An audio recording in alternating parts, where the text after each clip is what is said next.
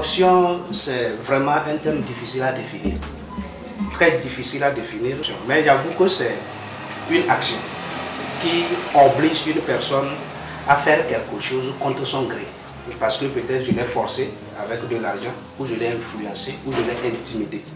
Lorsque vous prenez par exemple les élèves qui vont à l'examen, ou un élève qui se fait draguer par un professeur, c'est déjà une corruption. Quand on demande de définir la corruption, moi personnellement j'ai l'habitude de dire que c'est un vieux métier, avec la naissance de la prostitution. Mais si la prostitution est la mise en vente de son corps, la corruption plutôt est la mise en vente d'une conscience. Si nous sommes au Togo, et s'il faut le dire, et avec les rapports et avec les activités du RAC Togo, avec les rapports de A+A, parce que ce n'est pas RAC Togo, c'est eux qui lutte contre la corruption. Nous avons la haute autorité de lutte contre la corruption au Togo qui est A+A, qui fait un grand travail dans ce domaine. Et comme je le dis, A+A aussi n'a pas de pouvoir de répression. A+A a le pouvoir de réveiller la conscience des uns et des autres.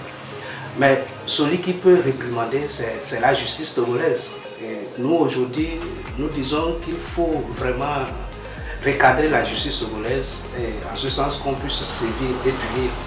Et si vous êtes au Togo et si vous lisez bien les actualités, nous sommes coincés souvent par les actes de corruption et les Togolais se demandent mais ça finit comment?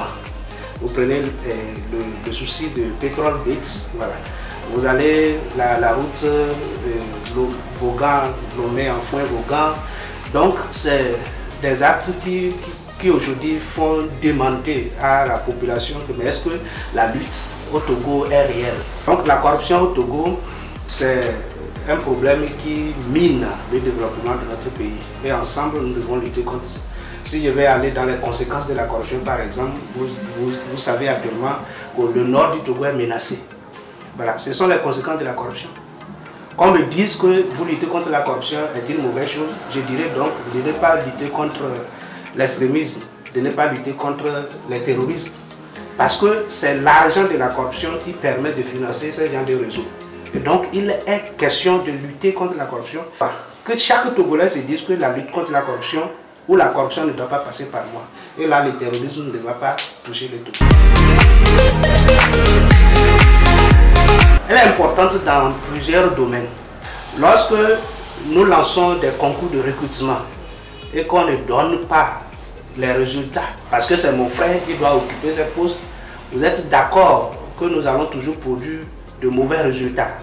Alors j'ai l'habitude de dire que lorsqu'on prend la corruption plus la mauvaise gestion du pays, vous allez comprendre en même temps que c'est une catastrophe. Donc lorsque nous dirigeons un pays et que le pays n'arrive pas à se développer, c'est parce que nous faisons ce que la corruption, c'est parce que nous ne mettons pas des bonnes personnes à la place qu'il faut. Donc il est question que ça s'arrête. Il est question que nous disons que bon, notre pays doit avancer. Et donc mettez des personnes qu'il faut à la place qu'il faut.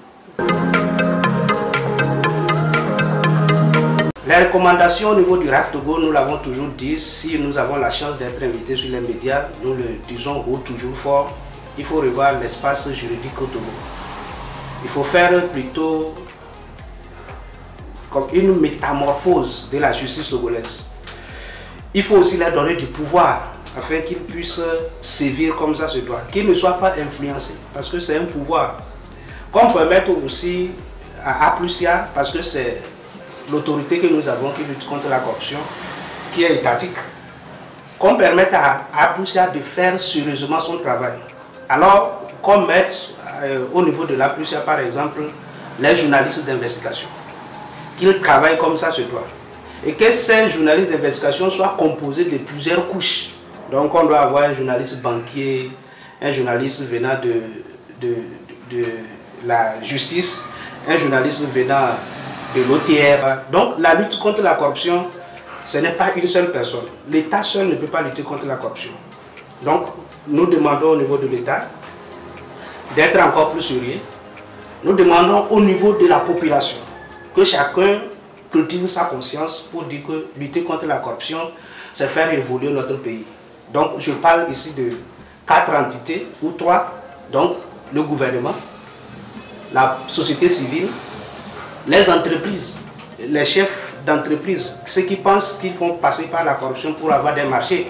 Lorsque vous passez par la corruption pour avoir le marché, vous n'avez pas la main libre pour exécuter le travail. Et donc, il est question que l'État togolais puisse revoir au niveau de la justice ce qu'il y a à faire, leur donner le pouvoir possible. Qu'on puisse aussi permettre aux journalistes d'écrire. Voilà. Parce que lorsque vous êtes journaliste et que vous écrivez peut-être sur une grande personnalité au Togo, vous n'êtes pas libre, vous êtes poursuivi. Alors que le quatrième pouvoir puisse être libre et que les acteurs de ce pouvoir puissent travailler librement, je pense que ça va de soi. Maintenant, pour la jeunesse, nous remarquons aujourd'hui que la jeunesse est laissée pour compte, que l'État togolais, que les parents, que chacun de son côté puisse dire que la jeunesse, c'est la relève de demain et qu'il faut vraiment les renforcer sur des formations de réveil de conscience, des formations de leadership, des formations permettant à une personne d'être équilibrée dans le sens possible.